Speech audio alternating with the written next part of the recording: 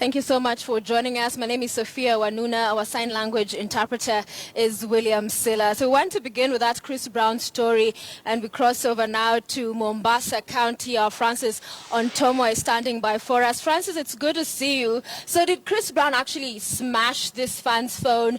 And also clarify for us, there are reports that he's getting 1 million shillings per minute for the 90-minute show he's going to be staging.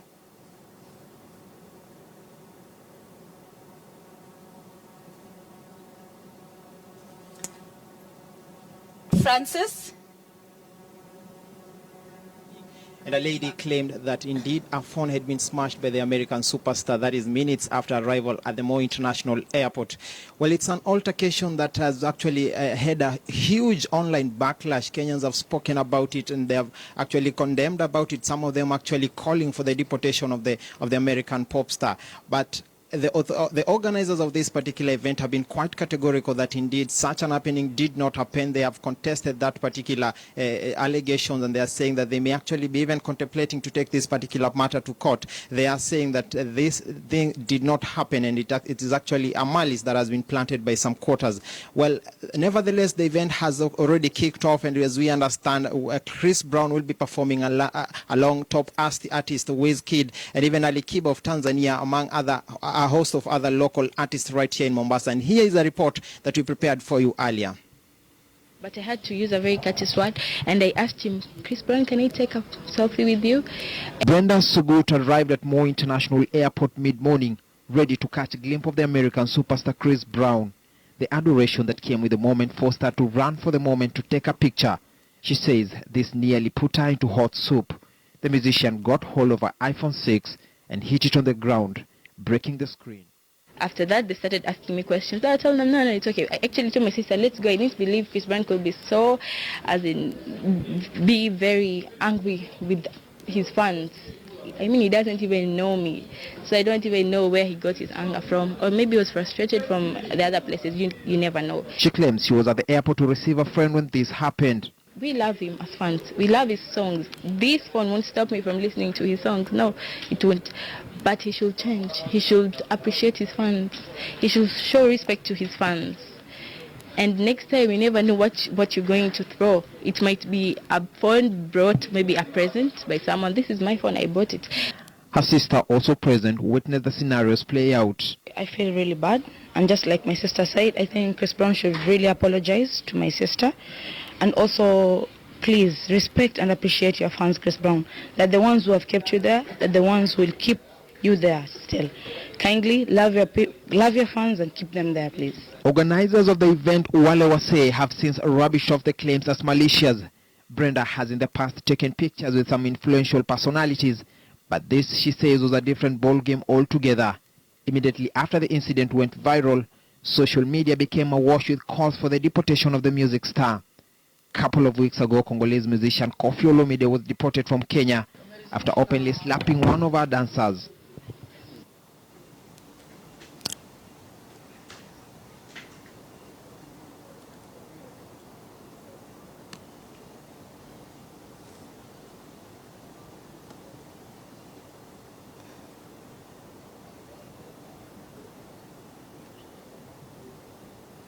Seski Studio.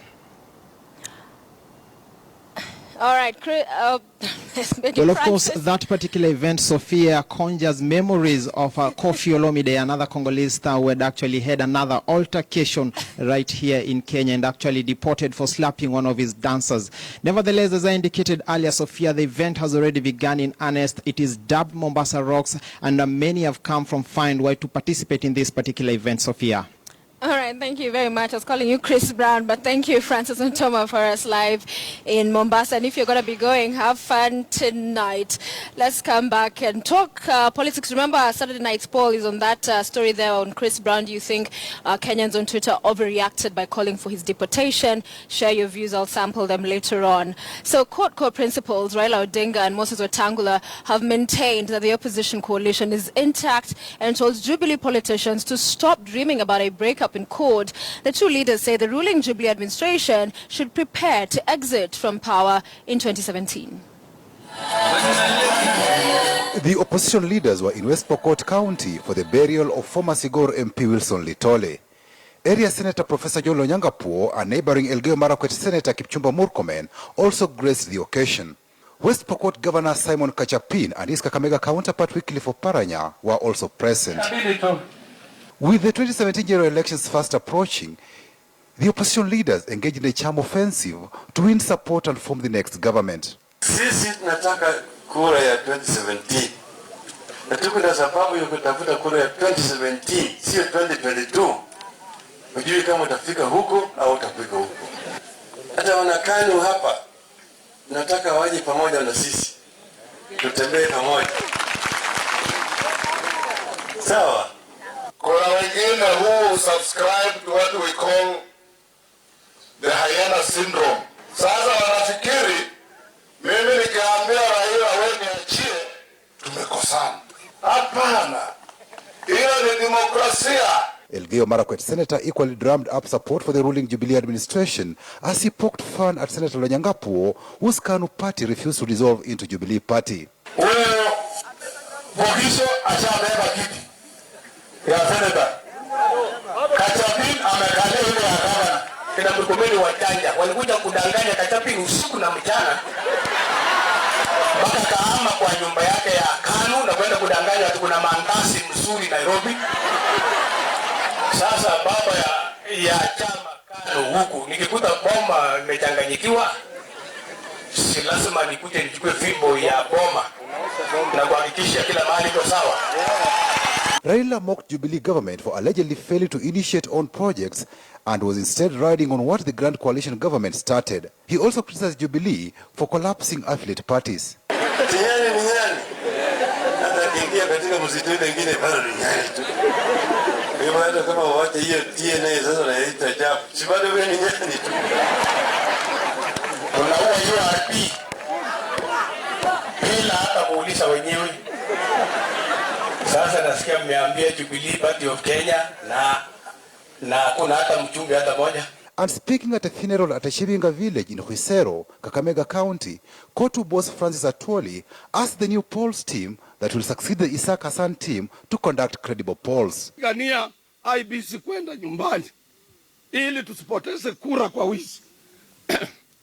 Na tunataka hawa wanaokuja wajue wa Kenya wanawaangalia. Wasimuibie kura. Hata kama tutashindwa, tukubali kushindwa kwa njia ya haki. The new IEBC is expected to be in office by end of this month. Patrick Amimo, KTN News. Now, Kenya Party leader Martha Karua has reaffirmed that she is still firmly in the 2017 presidential race, cautioning her critics to write her off at their own peril. Karua, however, appeared not to rule out the possibility of joining hands with fellow opposition leaders to craft a super alliance, saying when elections come, they will make strategic decisions as a party. Here's Duncan Haimba with that report. After being silent for a while, the Iron Lady of Kenyan politics, Martha Wangare Karua, has surfaced, making a declaration that NARC Kenya will go for presidency come 2017, hinting at a possible alliance as well. Bado tunajitayarisha tukiwa NARC Kenya na tutakuwa kwa uongozi kwa zile nyadhifa zote. Na tukiona, lakini when the elections comes, we will make strategic decisions. And we will go for seats to win. Karua says her performance in the 2013 general election is not a deterrent. Mimi siwezi vujika moyo ati amuku nipatia kura. Kuanguka ni hali ya dunia. Unaanguka hata kwa biashara na bado utaweka ingine. Hata chakula huungua na utapika zingine. Umeona? Mombasa Senator Hassan Omar confirming that talks were ongoing in the opposition camp in a bid to form a super alliance to flow Jubilee Party in 2017. Tunatafuta ushirika wa kuweza kutupeleka pale tunapotaka. Tunataka kumuita Martha Karua aje. Tunataka kumuita Mudavadi aje. As he warned opposition chiefs against entertaining any thought of breaking apart. Leo kila mtu ana mchango mkubwa pale wa kura bwana. Akitoka Kalonzo Musyoka kuntoka mchango wa milioni 1.7. akitoka sisi tunataka kumuita Mudavadi atuongezee. Tunataka kuwa na superwoman, Iron Lady awe ndani. Tunataka tuwe na hata mtoto wa Moi akitaka njoo. Hata yule Munyi akitaka njoo. Sisi tuwafikiria 2017. The two leaders were speaking in Mombasa at a meeting organized by the senator dubbed Mobilization Without Emancipation, Women and Politics in Kenya. Duncan Hemba, KTN. The Kenya National Union of Teachers Secretary General Wilson Sossion has questioned the logic behind the directive that has asked teachers to remain in school throughout the month of examinations. Now, the Teachers Service Commission issued the directive that has received mixed reactions from stakeholders in the education sector. Sossion says it doesn't make sense for teachers who are not exams invigilators to be forced to stay in school. Directive to compel head teachers to go and collect exams has not been agreed with us. The delivery of exams iko ndani ya sheria ya NEC Act kwamba mitihani italetwa kwa shule na Kenya National Examination Council. Je, walimu ni part of Kenya National Exam Council? Head teachers?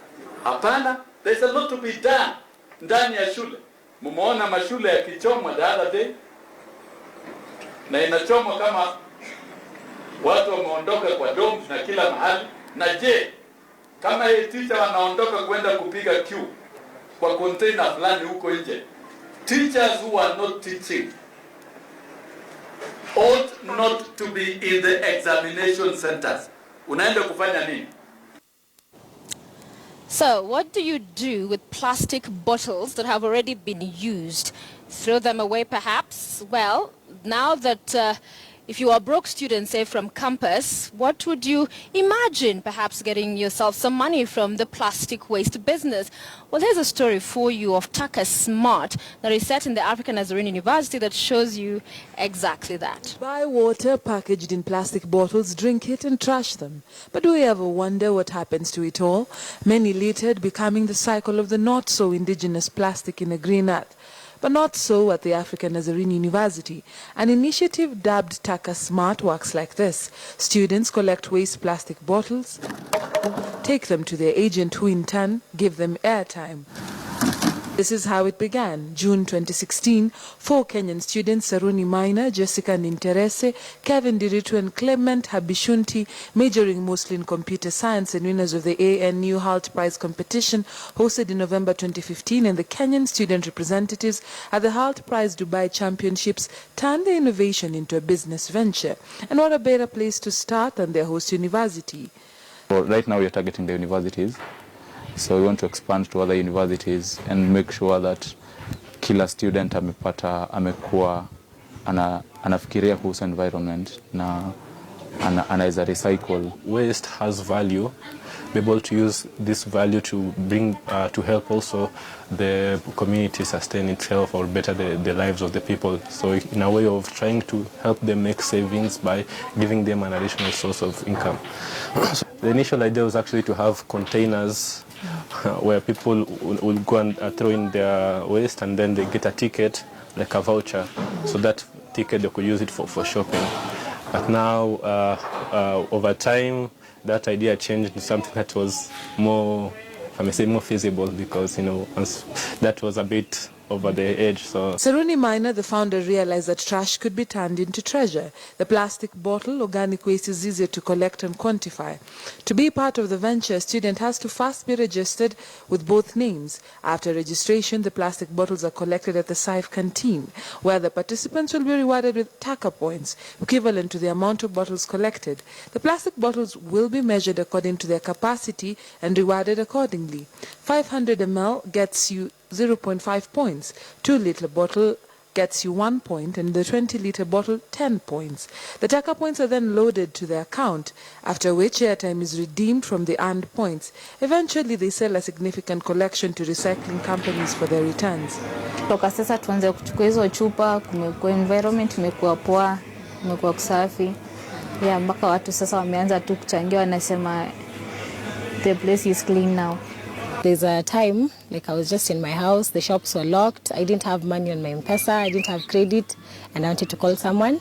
So then I remembered that I have some points kwa Takasmart, so I accessed them. I just sent the TS to airtime, and then it was fast. Saruni really wanted us to do is to give points instead of money, because as you see, people who collect like bottles on the streets, when they get money out of it, most of the time they don't use it for something that is constructive. The ideas won them awards and recognition here and beyond. They believe they have the capacity to expand. This is not just about turning trash into treasure, but while at it, leaving the environment cleaner and showing that there are no limits to a young mind with an entrepreneurial spirit. Dorcas Wangira, KTN News. Now, anti-terrorism police in Malindi have arrested a doctor over claims that he has links to the so-called Islamic State of Iraq and Syria, that's ISIS. The doctor, who works at Malindi Sub-County General Hospital, was arrested at his house in Seabreeze on Friday morning. Police claimed the 35-year-old medic is part of a network suspected of planning attacks in the country. Malindi OCPD Matawa Muchangi said police in a joint operation raided the suspect's home at 2 a.m. He said police found terrorism-related materials, which he did not disclose to avoid interfering with investigations.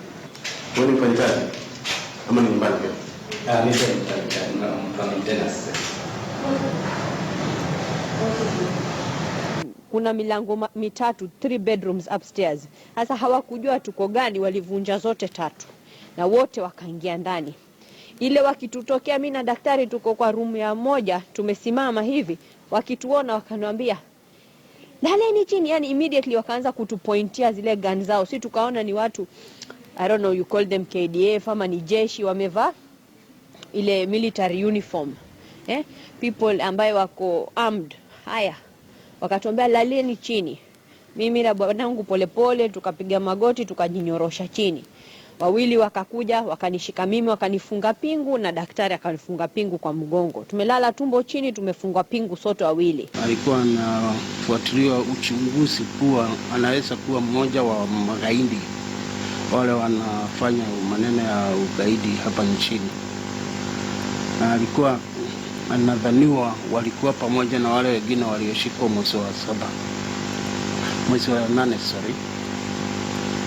Ndio tukashika yeye, tukapata vitu mingi vile zinatusaidia kwa uchunguzi, na wakati tutamaliza uchunguzi tutawapatia maneno yote kamilifu. So imagine if you couldn't stand up to walk upright. Why? Because of breast tissue that has grown rapidly to an enormous size. Well, most of us often tend to quickly stigmatize those with conditions we do not understand. In this week's Health Digest, Dr. Masi Korir demystifies gigantomyia and the struggle that comes with 2 teenage girls that have gone through the same.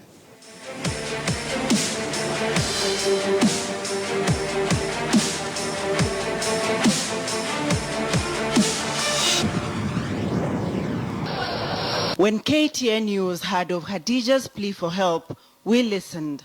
Khadija's condition of gigantomastia had rendered her both a victim and a prisoner of her breasts. Kama jienze ndio asubuhi nilikuwa vyombo nilikena maji. Lakini nilianza hivi siwezi nikainama. Nikinama hapo tu kitu ya nyuma. What she has is what we call vaginal breast hypertrophy. She has a limitation in physical activities. At a young age, when teenagehood is knocking and when the changes occurring in one's body are still a mystery, imagine what it would be like for any girl who was once flat-chested and now has to carry 10 kilograms of breast tissue. It's not only physically challenging, but most importantly, it is mentally demanding and mentally challenging. During August holiday, my grandmother noticed some peculiar way my breasts were growing. They were very light. Were growing at a faster rate. And then she told me to take me to the hospital, and I refused. Because I thought it was sad, it was embarrassing to go to and tell the doctor my breasts are doing. Young Katist Magiri also had gigantomastia. The condition came with a physical burden and a psychological strain. Some ulcers started developing and I wondered what was happening. So I started applying the same medicine, hoping that they would heal. But no, they didn't. They even became worse. They increased day and night. They were so painful that I didn't even sleep at night. Like Khadija, Katie's family visited several hospitals, including a herbalist. The financial hole it dug in their pockets was irreparable. The medicine I was taking were costing 40,000. Yes. And the transport, all those finances we were just broke. Though worlds apart, the stigma and judgment both girls faced courtesy of their breasts was similar. At school, I was facing more challenges because people are looking at me as what's happening, what's wrong with their chest, it's growing, it's enlarging day by day. I felt so depressed. I was even afraid to going outside to get food. Na kumimba ndio nikaona nikienda kwa shule tena nanitusi. Sasa nikatoka nje nikacheza. Ndio nikaona kwa shule akinitusi tu nibaki nyumbani. Gigantomastia is a rare condition of excessive breast growth. It may occur spontaneously during puberty or pregnancy or while taking certain medications. There are those ones who get breast because of poor feeding. They eat what we call junk food, which has a lot of cholesterol and fat, and this is metabolized into hormones that cause this breast hypertrophy. Related symptoms may include breast pain, ulceration or infection, posture problems, back pain, and loss of nipple sensation. Breast reduction with or without hormonal therapy is often the first line of treatment. A few weeks after airing her story, Khadija's name was on the theatre list at Kakamega Hospital. Anxious and worried about her first ever operation. But some hours later, tangu Khadija awe mgonjwa akiwa na miaka 12 hadi saizi miaka 14. Nashukuru wale sponsors wenye walimsaidia sana kufikia mahali amefika. Hata operation yenye walifanya ilifaulu. Saizi nimelala na Khadija anasikia vizuri, mwili ni mwepesi. I felt light. I wasn't even walking because my gravity has changed. The center of my gravity had changed. I was walking then held. Because I was feeling light, even I couldn't believe it was me, and I thank God. She's a very confident child, very outgoing, and she's a go-getter. She will get what she wants, really. Khadija hopes to rejoin school soon. Katis is working hard to be a pilot one day. Dr. Mercy Korit for Health Digest, KTN News.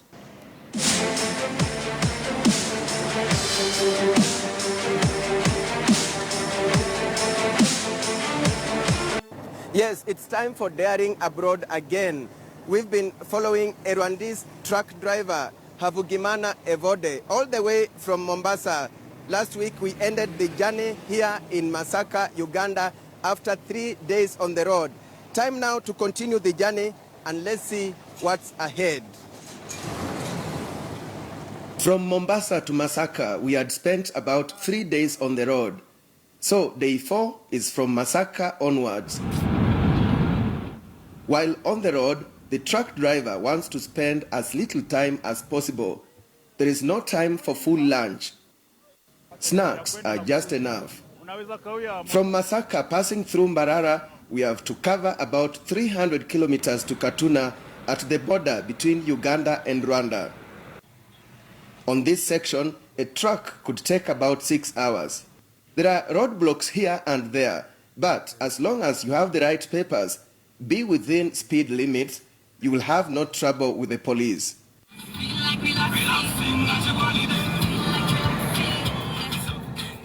Nightfall finds us in Mbarara, where we take a break.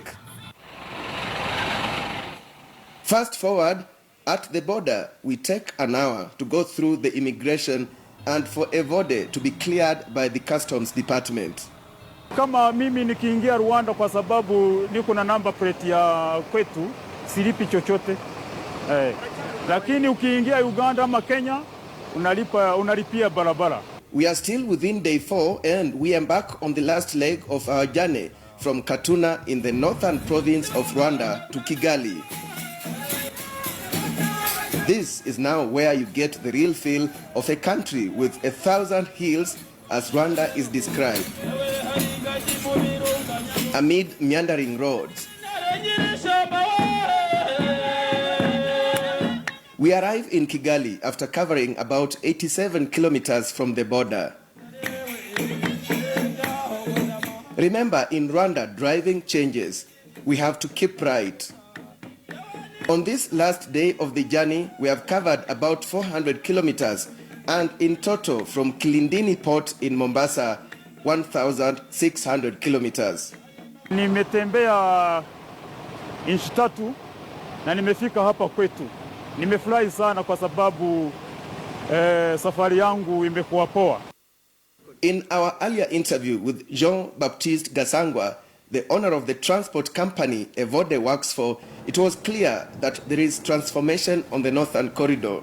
It was taking like 2 weeks for goods, to transport goods from the port of Mombasa to Rwanda, for example. Now it's taking only 4 or 5 days. Gasangwa, a Rwandese, came to Kenya in 1988 as a civil servant, but later settled in Kenya due to war in his country and ventured into both the hospitality and transport businesses. He owns this hotel in Mtwapa that caters for the middle class. As we are targeting the local business, the local Kenyan tourists who come to rest at Mombasa or who have business to do in Mombasa, and we accommodate them at very reasonable prices. Besides his clearing and forwarding business, like this month as we speak, we have, I think, already transported 30 lorries, means 30 containers. Yes, at least 30 trucks per month. And Gasangwa says, while daring abroad, to move on up, focus is key. We feel really at home. And the speed and way of handling financial transactions in business that cuts across countries like his also matters, with EcoBank offering some tips. For truck drivers that operate from the east coast, Mombasa, all the way to Central Africa, Bujumbura and DRC, I would propose prepaid cards. We offer prepaid cards to our clients who do not want to carry cash on themselves, but would want to access them whenever they get to any point of sale that has got a Visa terminal. Prepaid cards would allow them to be able to use the cards in the countries that they operate in the currencies in those countries. For Daring Abroad, I'm Alex Chamwada.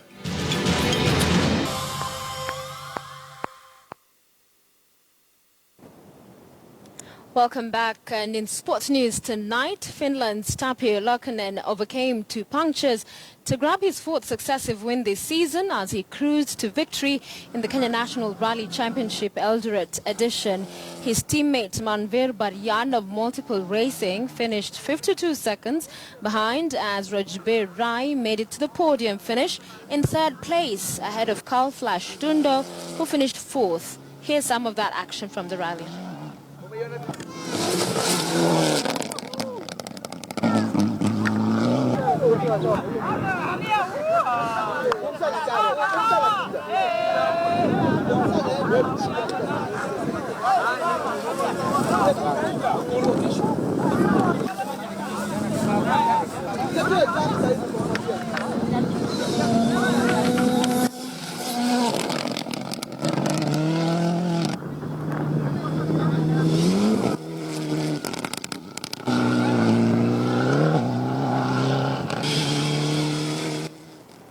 Soccer Queens registered a 2-0 victory over Makolandas in Zone A match of the Football Kenya Federation Women's Premier League played at the Camp Toyoyo Stadium.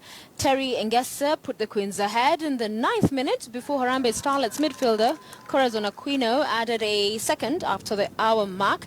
In another match played at the same venue, Mombasa-based Spedag thrashed struggling Gaspar Youth 3-0. The goals were scored by Jackie Ogol, Wendy Achieng and Haron Bouchanet.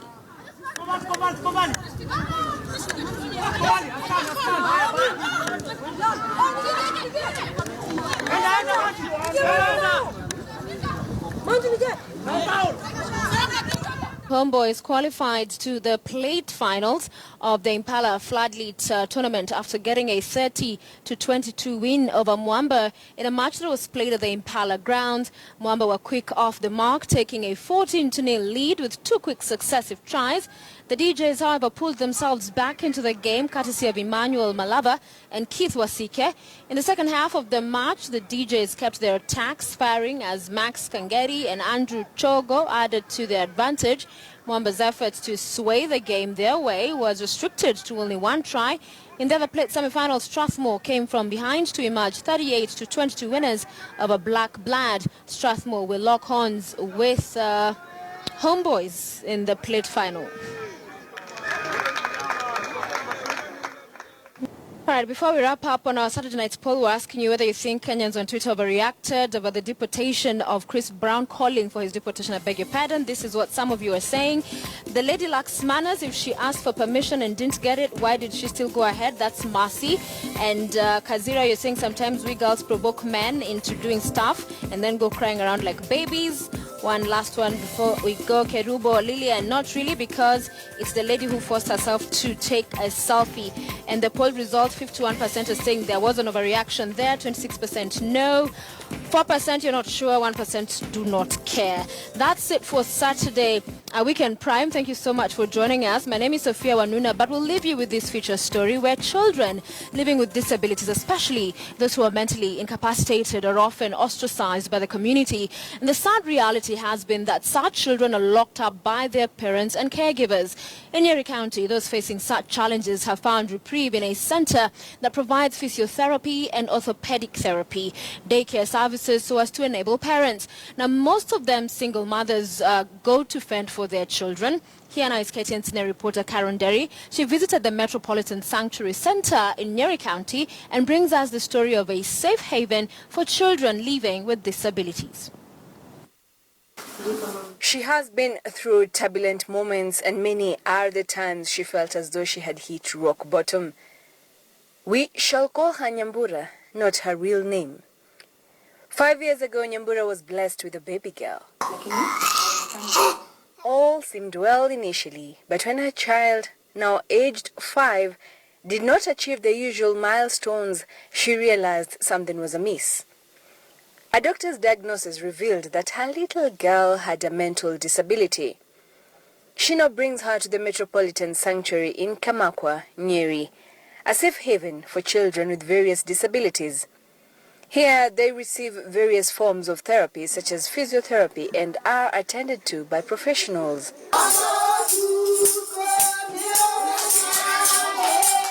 Before she sought help for her daughter, life had become almost unbearable.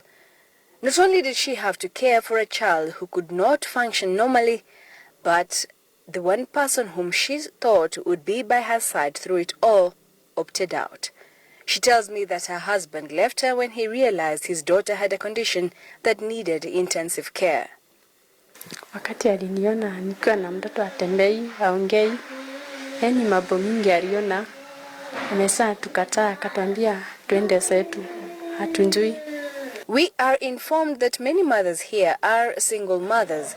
Most of their spouses left upon realizing their children's disability. Mama wengine wengi wale tunafanya nao hapa ni single mothers ambao wamefukuzwa na mabwana zao juu ya hao watoto. Mtu anafukuzwa na huyo mtoto anaambiwa huyu atumjui, hii ulemavu ni ya kwenu. Anafukuzwa na huyo mtoto. Most of these disabilities normally happen at birth, and most women blame themselves and are also blamed by their families, their husbands. The Metropolitan Sanctuary caters to children living with disabilities. Its 3 main operations have provided a solution to mothers in Nyeri with children who are living with disabilities. The setup of the sanctuary has seen cases of mentally challenged children being locked up in houses go down. Okay. There is a unit that offers physiotherapy and orthopedic therapy. Here the children are attended to for free. The therapists assist them to acquire normal functions such as walking on their own or with little assistance, taking themselves to the toilet, feeding themselves, acquiring speech and such like skills. From how you interact with them? No, from my interaction with them, children, whether they are disabled or they don't have any disabilities, they are children, and they will always be the best thing that is ever there. Most of them will lack speech, but they're able even to achieve the speech and will tell you something they want. Even just going to the toilet, most of them will be able to go to the toilet. There is also a daycare here. The reality has been, and still is, that several children with disabilities are locked up in their homes as their parents go out to eke a living. The center provides a daycare facility. So instead of them staying chained, we pick them up with a sanctuary bus and we bring them. But currently we don't have enough allocation to pick all the children, so we just pick a child maybe once a week and gives the child a chance to interact with the other children, and the mother also time to go out and feed for the child. Susan Kamodo, an administrator here, says the sanctuary could use all the help it could get, as it does not charge parents for the services here. Any assistance from well-wishers and volunteers such as Valentine would go a long way in transforming the lives of these little boys and girls. There is a rescue center that takes in children who are abandoned. Like this one here was totally abandoned by his parents upon realizing that he had challenges. The sanctuary's rescue center took him in. We take care of about 80 to 100 children every given week.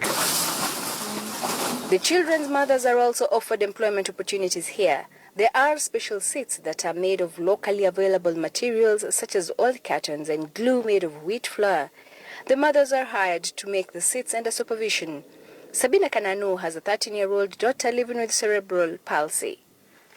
Hawa watoto saa zingine wanakaa kwa nyumba bila kutoka nje kuota jua.